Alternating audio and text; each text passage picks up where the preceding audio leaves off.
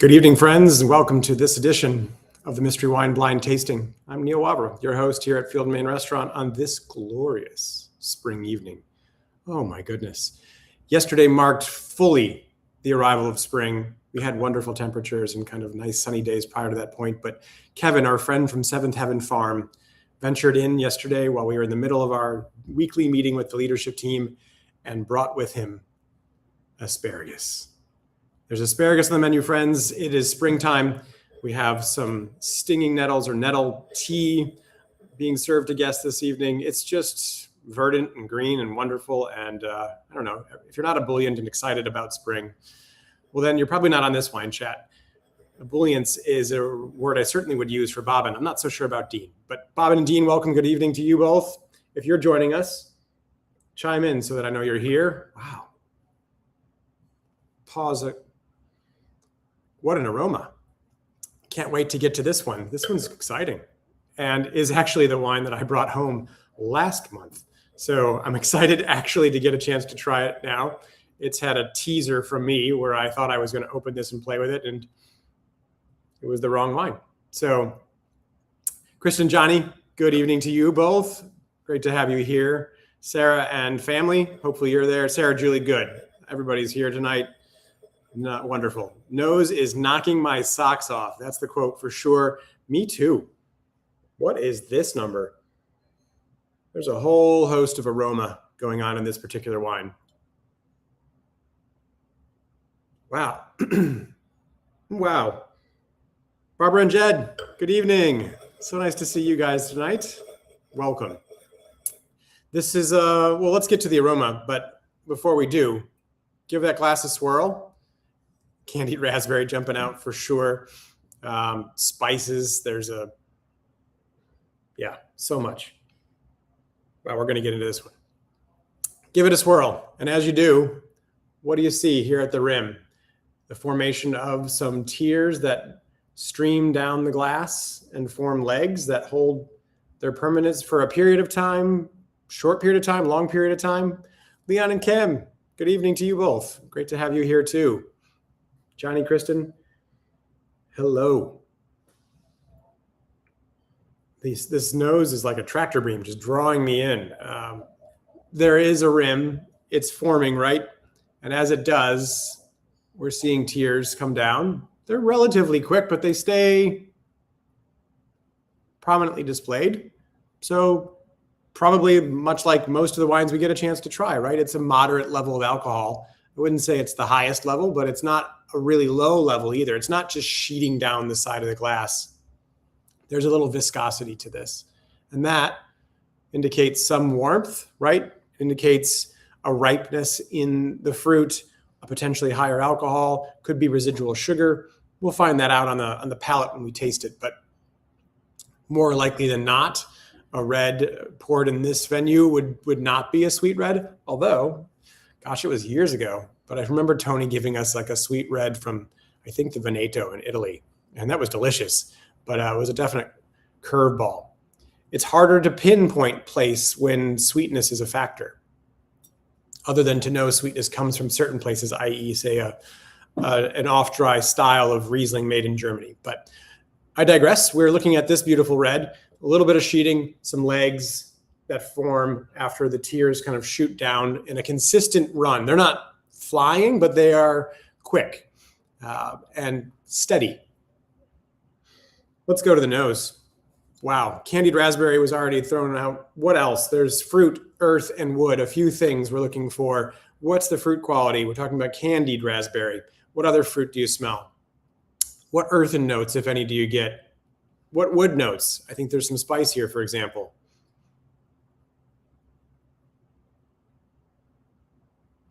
Some sheeting down. Dean, I'm sorry. I don't know why only your comments would be there. I wonder, if you click on the chat button, see what happens and see if maybe that goes back and forth to catch up a little bit on what's here. I'll do my best to kind of narrate those comments for you. The color, yes, I did jump over that after just the rim discussion. It is pretty clear. You can read through it. It's not a heavyweight wine, is it? It has a little viscosity by way of the alcohol, perhaps, but not a huge amount. Bit of barnyard.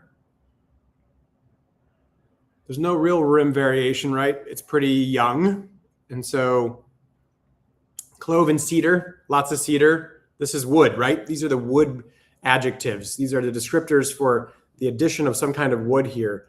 And the cedar, clove, that element is usually an indication of French oak, vis-a-vis something like dill, perhaps, would be a more easy indication of American oak. Sarah had the same problem tonight too, Dean. So perhaps Sarah's comment, her suggestion is to refresh and see if that kind of fixes it. Kristen, you're seeing only your own comments too. That is really weird. I wonder what the heck is up this evening. Because I'm seeing all of yours, which is great. I don't know how to troubleshoot that for you particularly.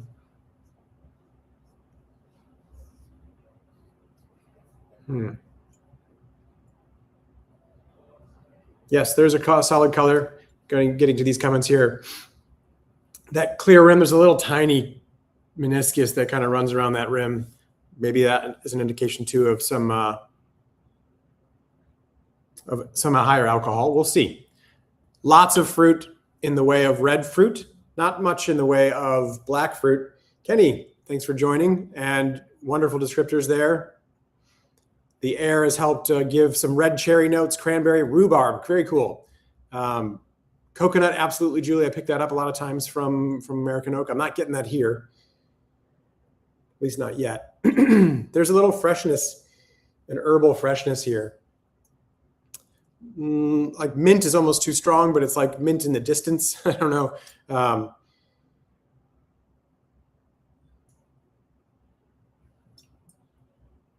The color is vibrant, isn't it? Without it like being deep, like it was pointed out, we can read through this. We can see the lettering through, not perfectly clear, but at the edge for sure. But yet the color is really vibrant, polished. It's purple, right?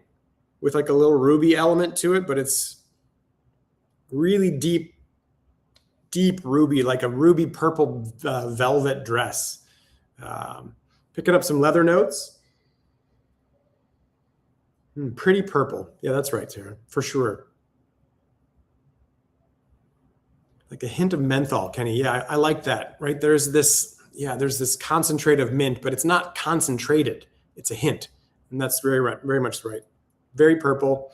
So purple, it's like purple, it's not going to be like Gamay then, is it? Like it's lighter in presentation, but the lighter skin grapes like Saint Laurent, like Pinot Noir, like Gamay, what other varietals we want to throw in that mix, they present typically a little bit more on the red side of things. And so what are we experiencing here?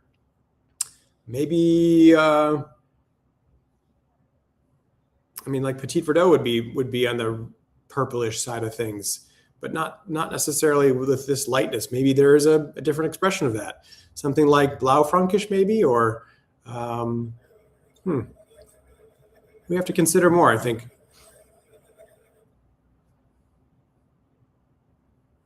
Johnny, thank you for your update too on the comments. He's getting his comments on this phone, but that after he refreshed on the computer, everything posted before, but nothing after the refresh. So we have some problems in the, I don't know if are you on YouTube or are you on Facebook? Some of you are on Facebook. Maybe it's a Facebook issue this evening.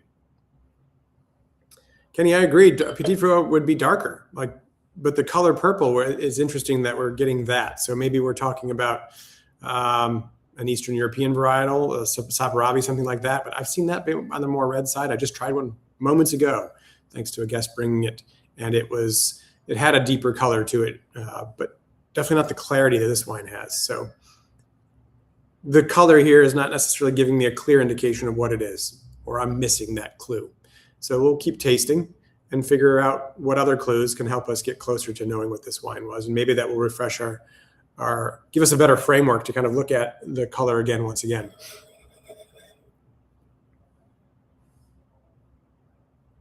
I'm sorry, all of you seem to be having some problems with comments. Oh, that's awful. Well, I will continue to narrate them. So as you throw them out there, I'll put them back for you to see. Thus far, we're talking about the aromas being red fruit oriented, from cherry and raspberry to a little bit of rhubarb. And then we have some spice, clove, and some cedar notes for wood. A touch of leather, maybe for that earthen bit, but nothing else. A hint of menthol in the distance. Sarsaparilla, a cool note for saperavi, which Kenny is picking up here. That is fun. And now the difficulty, Kenny, is this tractor beam that happens, right? Like I just talked about, where you get stuck in a rut, like on this idea of like, all right, I just said something, I found something that validates my opinion, and I'm going to just try to keep proving that for the remainder. Tannat or Norton, cool idea there, right? Norton's purple for sure. Tannat could have a deeper color for sure, and could be a lighter expression of Tannat by way of its appearance. But that might, we have some viscosity. We have a little bit of rim variation for some higher alcohol. So Barbara's saying the comments are showing up fine on her phone. So maybe the phone is working better, but the computer interface for Facebook is not. Okay, well, let's taste the wine. The menthol part is gaining a little bit of traction here in my glass as I keep swirling. Confirmation bias indeed, yes. Sometimes we find a point and we just want to stick with it. Piedmont blend, a Piedmontese blend like Barbera Nebbiolo, absolutely in the running. There's the Barbera part I like, the Dolcetto part I like, right? Something blended in with Nebbiolo. Nebbiolo has a sort of Nebbiolo lightness, but let's find out. Like right off the bat, we'll know, are we talking about Nebbiolo relative to some tannin potentially?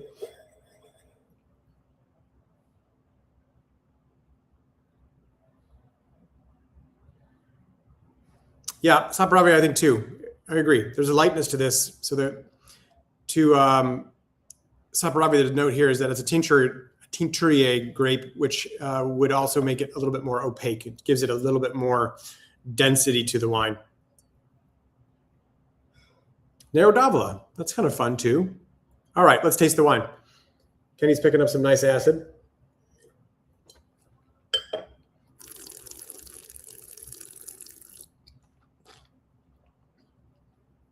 Well,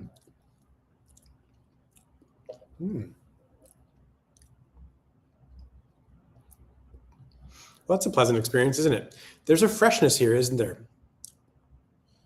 Not particularly tannic, Kenny's noting. Nice acid, he's noting as well. Medium plus acid, Julie's noting. Yeah, the acid's present, but it's contributing to and also separate from a sort of freshness that is in this wine too. It's not a chill, and it's not like the acidity being bright and vibrant per se. I think it is as well. There's just a quality about this that has kind of a lift. Medium body, yeah, it's not a heavy bodied wine, but it is not a light bodied wine either. But there is not a lot of tannin structure.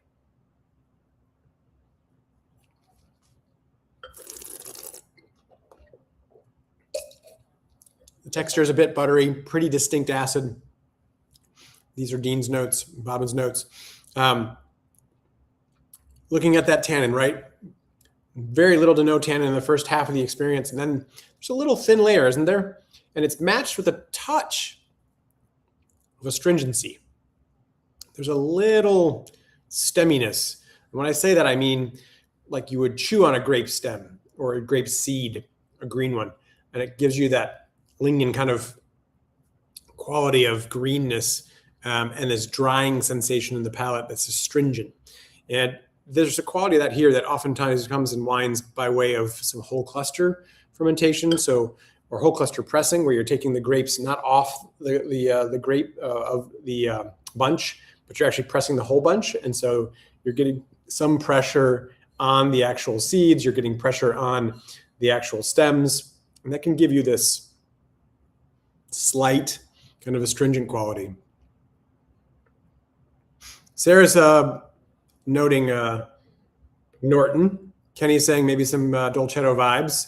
There's a little bit of that kind of structure on the back end of this that could be that. 1% milk, Kristen. Yeah, this is not skim, but it's not quite too, is it?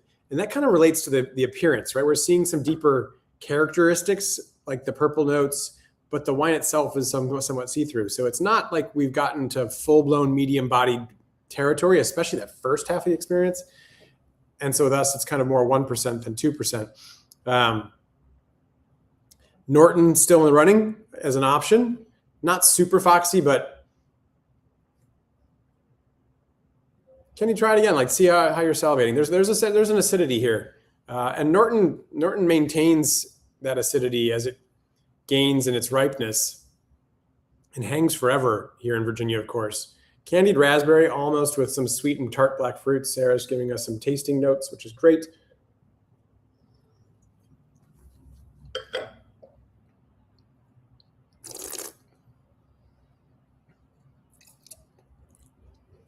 I like the experience texturally of what it does in the mouth. It's everywhere. It expands greatly, but it's lofty.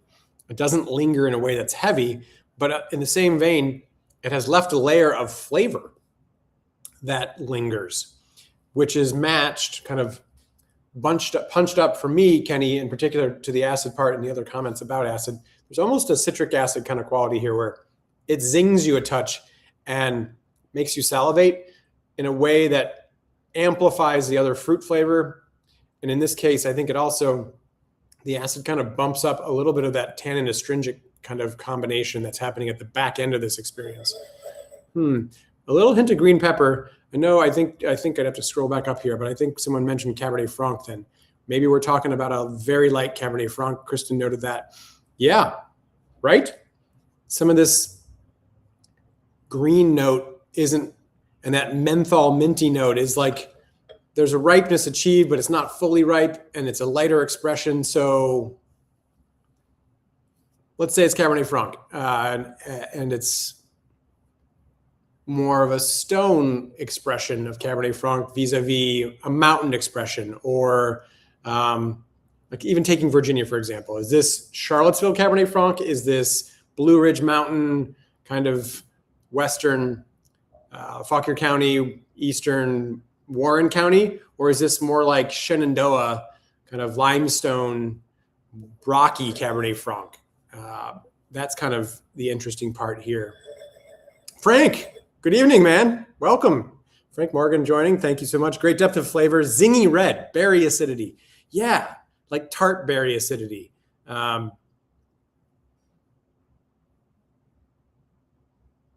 Julie's point here is a good one. Like, she could buy into it being a Cabernet Franc from a warm New World location. And so there's warmth elements here, New World, but not huge.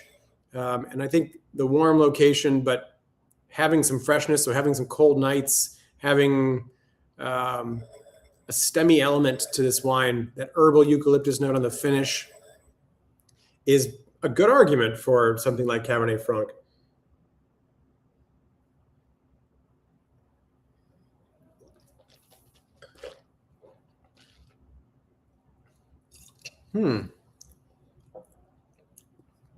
Red, black currant. Yep, absolutely. The purple color in Cabernet Franc kind of befuddles me a little bit, but the lightness of this wine works for Cabernet Franc. We don't get Charlottesville, Fauquier, or Loudon, so that by default would be more Shenandoah. So we're talking about like Charlottesville and red clay, and you get a richer kind of expression of Cabernet Franc there. Not hugely rich, right? But it's got a little more plushness. I think we would see more opacity in the actual wine. I think we would see a little bit more density. It would sit a little heavier without it being a full-bodied wine. Some of Fauquier, you definitely get some of that mountain kind of concentration. You get a little bit more richness. I think, say, Glen Manors, for example, Cabernet Franc, that kind of profile. And the Cabernet Franc from say, Loudon, you get elegance and finesse, and a little more suppleness. I think a little more body, but it could be an intentional choice. I think they're, in the context of Virginia, we would be talking more about Shenandoah and that sort of limestone. But maybe Cabernet Franc blended with something else. Like we have this wonderful Cabernet Franc from Ben Jordan and the folks over at Commonwealth Crush that they make called The Weird Ones Are Wolves under the label Lightwell Survey. Ben will be here in May, by the way. And speaking of great Cabernet Franc, holy cow, great Cabernet Franc made in the Charlottesville area in Monticello by Mathieu Finot. And Mathieu will be here next week. Oh my gosh, next week, a week from today. amazing wines he makes down that way under the label Domaine Fino, and of course for King Family. And then we'll also be pouring some of his incredible wines from his family estate in France. California Cabernet Franc, I'd be surprised, or it would be a very intentional, whole cluster, 100% whole cluster, lighter press, intentionally trying to make something that's fresh and vibrant, not quite as concentrated. I like it though. Cabernet Franc blend with something else. It could be, and what would that be? Great question. I remember a wine from Yerman from the, that was more like Pinot Noir and Blau Frankish, I think. But it had a blend of reds that don't necessarily go together, but kind of grow together in certain areas. So maybe Blau Frankish. I know Ben Jordan's playing with some Blau Frankish and blending that. Could have, the Lightwell Survey, Sarah, has a little Petit Manseng in it, which is really cool, which lightens it in a way that doesn't dilute it. It adds another dimension. Sonoma Cabernet Franc. The California Cabernet Franc's more Napa than Sonoma, but Sonoma, I guess, to some degree, as I've tried them, rarely made into single varietal. When they are, they're heavy emphasis on Cabernet, trying to be another Cabernet Sauvignon as opposed to really embracing the Franc part of it. And I think that's more what we're experiencing here. So I would be reticent to head toward the West Coast, but I've been wrong before. Don't follow me in that vein.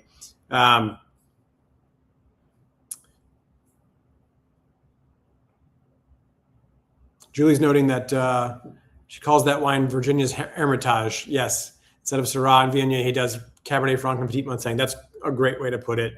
100% yes. That wine's wonderful, and we'll be featuring that wine in May when he comes to visit with us here. So it reminds Kimberly, Kim, you're finding this wine reminds you of Albemarle County. Cool. That's great, right? So there's something about this that has a Virginia profile to it. Not a twanginess, though. Maybe a little bit, but not a crazy amount. It's appropriately made. Something down near Roanoke, Kristen notes, from Fincastle. That's cool. So you guys are centering in on that sort of western part of Virginia, the two of you. Dean, that's an interesting point. More foresty, bitter finish. We weren't considering something alpine. The French kind of Alp area, the Swiss area. So we could be talking about Poulsard and something like that, where you're going to get a light expression of a red grape. That's a cool idea too. That's a good idea.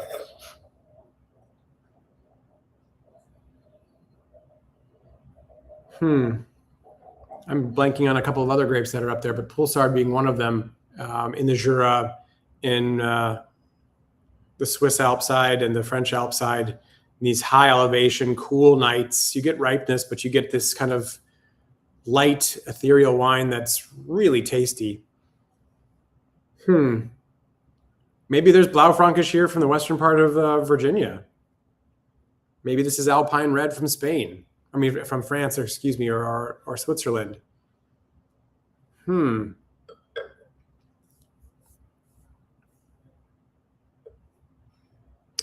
Alto. I haven't had a chance to try their wines yet. That's very cool. Julie's asking a question about Australian Cabernet Franc. I've tried some, not many, and again, kind of more ripe and a little bit more Bordeaux bottle rather than Burgundy bottle. This is the sloped Burgundy bottle. That sloped side is the Burgundy bottle that is used to make Pinot Noir and Chardonnay, for example, whereas the Bordeaux bottle has that high shoulder, and that is because it's, generally speaking, a little bit more tannic and more rich wine. Coffee finishes coming in for Julie as well, or the Languedoc being an option, warm French region. Warm French, maybe, but some kind of sea breeze and higher elevation. There's coolness in this wine. So Barbera, Nero d'Avola, we're talking about Norton, Cabernet Franc, Dolcetto. So the northwest Italy part, Piedmont, Dolcetto, Barbera, southern Italy in the way of Nero d'Avola.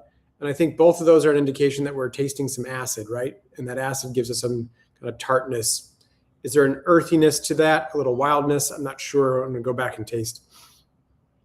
Carignans. that Frank tasted from Languedoc. Yeah, Carignan for sure. Maybe a little more fleshy, Frank. What do you think? Like Carignan giving a little bit more body, but there is that sinewy kind of quality with Sanso and Carignan kind of coming from there. Carignan seems like it's got a little more muscularity to it. This doesn't express to me like lean Bruce Lee muscular, i.e. Carignan. It's more ballet dancer muscular, like fluid. Nerolo Muscalese? Great question. Not as red, not as iron rich, and I don't know about that astringent element. Like a Nerolo is like a little riper, warmer, not as fresh. There's freshness to it by all means. It's sea-based, beautiful wines, some of my favorites. I think we have 2 spots left on our trip to Sicily, if you'd like to join us for that as well, where we will taste a wonderful amount of Nerolo Muscalese. Valpolicella. Valpolicella, light and expressive Corvina blend, Molinara and Rondinella maybe added to that blend.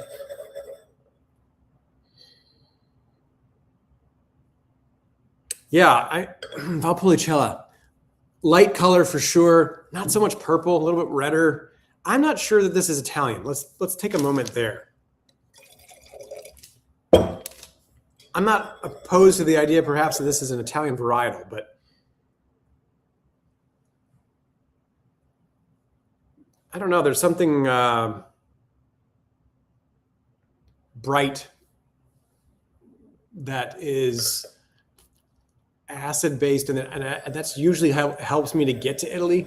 But there's something about this that doesn't feel Italian, and I'm trying to figure out how to explain that. Kenny's making a wonderful note here for those that can't see it about the nose. It's moved from red cherry to more of a wild strawberry lingonberry note. It is evolving for sure. And Frank responded to the question about Carignan. Carignan has this sort of almost rustic, feral kind of quality about it, without it being too much. It's wonderful, but there's something more. We talked about this being pretty before. There's something too pretty about this to be Italian. And maybe that's what I'm trying to get to.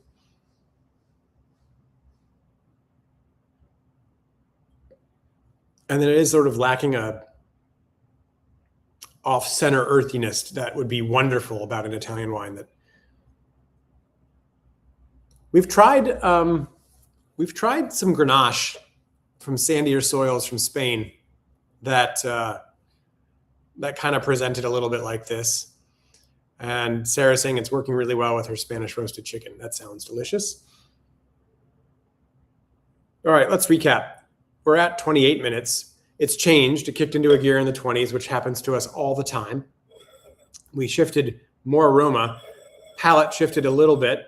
Started to kind of advance a touch more of that menthol note, some of those herbal notes in the back end. Great indication maybe for something Pyrazini without it being Pyrazini. We got a little green pepper too that helped push the agenda for, say, Cabernet Franc. Blaufränkisch notes. There were Carignan suggestions. There is that sort of wild strawberry coming out now too. That is wonderful.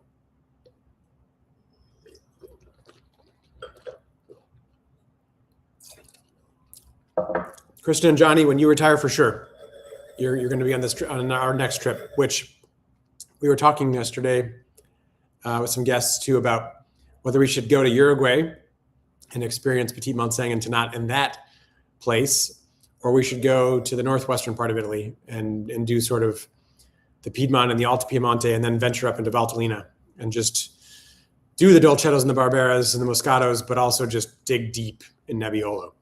So toying with those two ideas for our next trip. Anybody want to plant a flag? Like, you're confident? I want to recap and go through this and see if we can get ourselves knocking out a few more options. Like, I don't think I'm gonna venture Italy, for example, but we're looking at an appearance almost clear red wine that has purple cast to it, a little rim variation for some potentially higher alcohol, although it doesn't really present that way. Has a little bit of heat, but it's not hot. The rim variation, the rim kind of forms into legs and tiers that hold, and there's a textural quality to here, but there's a lot of fruit in the way of red fruit, not dark black fruit at all. There's a little bit of an earthen note in the way of leather. There's a lot of cedar and some clove kind of spice. There's herbal notes, and that herbal kind of expressed as mint, menthol, a hint of it, right? 23 Cabernet Franc and 24 for Kristen. So 23 really ripe, right? A ripe expression, 24 a little bit less so. So there's a nice parsing of the two vintages there.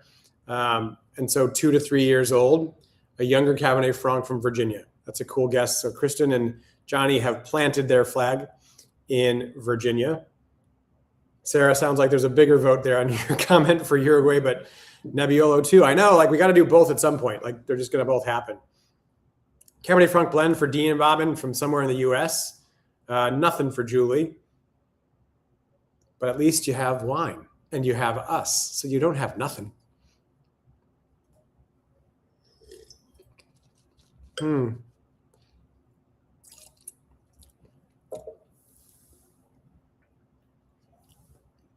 I like it. It's compelling, isn't it? It's always interesting. I was explaining this process to someone who's never heard of it and never done it. And I was like, well, there's a part about this experience that the wine is almost independent of the experience by way of you don't have to like the wine, and you eventually begin to appreciate the wine for all the work you're putting into it. And this wine is a really great dance partner. You may not want to marry this person, or this wine, but it's been bantering back and forth with us the whole evening. Cabernet Franc for Kenny, feeling more Blaufränkisch or Piedmont blend, excuse me. Not Cabernet Franc, excuse me. He's going more Blaufränkisch or Piedmont. Are you going traditional place, Kenny? Are you going Blaufränkisch sort of, Eastern Austria? Are you going Piedmont, Northwestern Italy? Or are you taking those varietals and putting them in a different context? Uruguayan 28, okay. Howard would not be offended if we go to Uruguay. He is excited about the idea of it. I will put that out there for you, Julie. He is excited by even the prospect of that. And I'm glad very much you love it. It's super enjoyable. It's neat. Dean, I can talk with my friends about something I care about. I do not need to get a room for this little wine. I'm in a room. Narodavla from the start. So you're going to hang out with that. But some credit to the Cabernet Franc blend idea. Or a weird Rhone. Could be a Virginia. Yeah. You could see Blaufränkisch from the western part of the state. Or, you could absolutely play with that coming from the western part of the state. Some people are messing around with that varietal. And there is certainly Nebbiolo grown here. Frank, I'm curious what you think. I mean, you've done the Monticello Cup and others. Are you thinking this Virginia wine? Or are you thinking this is somewhere else in the world? Cabernet Franc blend. So Cabernet Franc blend is pulling some weight here with you guys. Blend from Virginia. Surprising amount of Shenandoah. Yeah, totally, Chenny. There is some cool stuff happening out there. No question. Perfect. Kim is saying that Leon noted that if this is Virginia, then it's on the top of the list of a place to visit. That's great. I'm glad to hear that. Going local. Frank's going local too. Okay, I like where we're headed there. I think it would be really cool if it was sort of Cabernet Franc and Blaufränkisch blended together, playing with two varietals sort of on the western side. And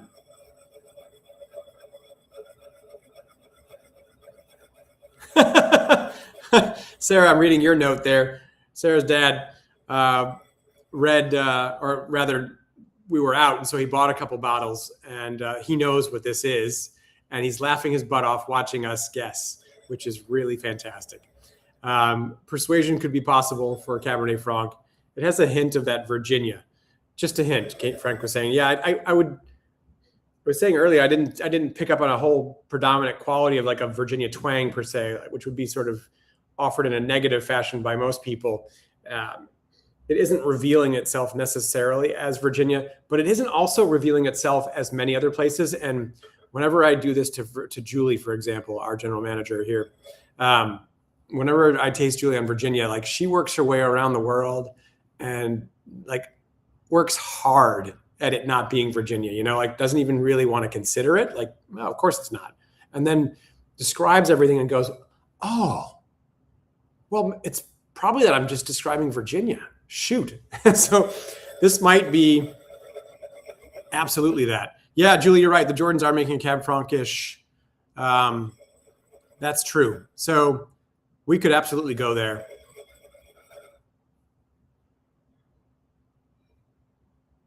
Layla, yep, I'm 100% 24, not 23. I get you there. Seems lighter. 23 would have been a sort of heavier. It would have been riper. Granite Heights, LaGrind. Hey, cool idea there. Very cool idea there, Frank. So Granite Heights here, kind of in Opal, south of where we are, and they do a LaGrind. Yeah, absolutely. So interesting varietal, maybe a touch of Cabernet Franc blended in. That's where everybody's going. Blau Frankish blend from Shenandoah. I like that call a lot.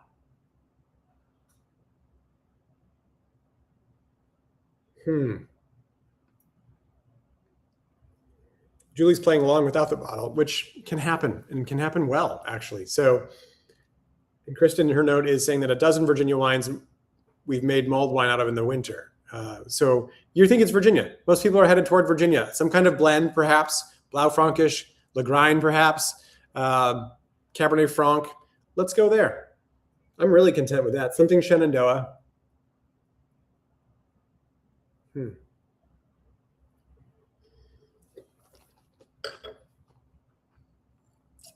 I like the idea of an addition to something here so that we get to that kind of purple color too. Cabernet Franc, I don't think I would get to just the purple color. All right, I'm going with 24 too. I like the 24 idea because it's fresher, a little bit more vibrant. There's a little either stem inclusion or just this wine is in a place where ripeness happens, but not like overripe, and you get this freshness. So 24 Cabernet Franc blend from Virginia. Let's check it out.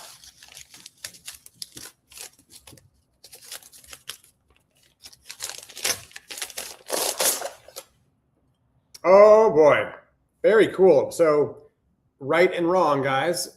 This is 23 and it's Cabernet Franc and Oxeye, really great producers over there in Shenandoah. So doing remarkable work here, guys. 13.4% alcohol, 23, but this is an expression then of where 23 is what it's like to work on that limestone out in the Shenandoah Valley, as opposed to on this side of the mountains where the heat kind of ramped most production up and also the ripeness level. So it could absolutely have something else blended in there, right? Kenny's point there that a little bit of Lemberger may be blended in. They probably put that out on the site somewhere. I don't have any notes in the back telling us about the actual blend, if there is one. They are in a cooler spot. Isn't that cool? That's tasty wine. It's excellent. And it's super fun to taste this wine in today's context, our context for sure of this blind mystery type of tasting. But, you know, we didn't spend the first 20 minutes talking about Virginia at all, at least 20 minutes. And then it came around to it, but it wasn't a wine that was like, oh, this is Virginia. It was like, this is a world wine. Where in the world is it from? Oh, it's from Virginia. How great. And we got there as a group. That's really awesome. Well done. And kudos to Oxeye for making some lovely wines. Beautiful Rieslings, of course, sparkling wine. That's delicious. A cool tasting room in downtown Stanton. Yeah, Stanton's a really great place to visit if you haven't before. And I imagine many of you have. But big shout out to Ian Bowden and what he's doing over there at Maud and the Bear. Really such thoughtful, well-composed dishes at that restaurant. He is on a pulse of kind of his place interpreted through his lens, but at the very same time not extrapolating or not making his lens take you out of the place. In fact, it orients you to the place and to seasons. And we ate there about a couple of weeks ago, and boy, we were in a transitional season, right? We're in a place where spring hadn't arrived and winter was done, albeit not done. And so working from the larder to express, what was from last season's and how to express a freshness in the new season, lovely menu. I couldn't recommend it enough. This is lovely. Thanks, guys, all of you. Such a fun challenge for sure, Sarah. I agree completely. The wine is tasty. And I'm so glad some of you already had a chance to visit. Kim and Leon, if you haven't, visit. Man, Stanton's a worthy day trip and a worthy overnight trip too. You can do a lot in Stanton. There's quite a bit to see and do, and it's a cute town, and there's a lot of cool things there. There's a new chef, I think, that took over Zinandoa. So it looks like there's just more and more things to check out there. There's a wonderful theater there. So all kinds of fun things over that way, high among the Moxai. Yeah, of course. Thank you, Kenny, too. The Shack. Shack's there, too. That's the Shack. Ian Bowden was at the Shack before. One of his former cooks is now taking over the Shack, making really cool pastas and pizzas. I couldn't do both in one night. I thought about it. I just couldn't. So, yeah, anyway, Stanton, fantastic place. Cheers, all. To the next time. Please do, if you have time, come out and visit us. We've got 2 banger Virginia wine tastings with Matt Chufino next week, and with Ben Jordan the week after. Talk about Shenandoah and Monticello powerhouses. Wonderful to have all of you here this evening. I'll see you in May. And in May, it's going to be fun. I'm going to be joined by Hannah. Hannah Page is one of our wine team members. She's got an amazing experience in wine. She'll be hot off the presses of her trip to New Zealand, and she's going to do the blind tasting with me. We both don't know what the wine is. And then she's going to do the blind tasting by herself in June when I'm in Italy, which is going to be all the more exciting. So some fun things changing and transitioning with our program, and new people being part of it. I've done this before with other people in the room. I can think of, I did it with Howard once, and with other guests for sure at a few points, but Tony, going back years, we did that together. So Hannah will be joining me next week. We'll banter back and forth with all of you, and then she'll pick up the mantle in June. Cheers to spring and this lovely number.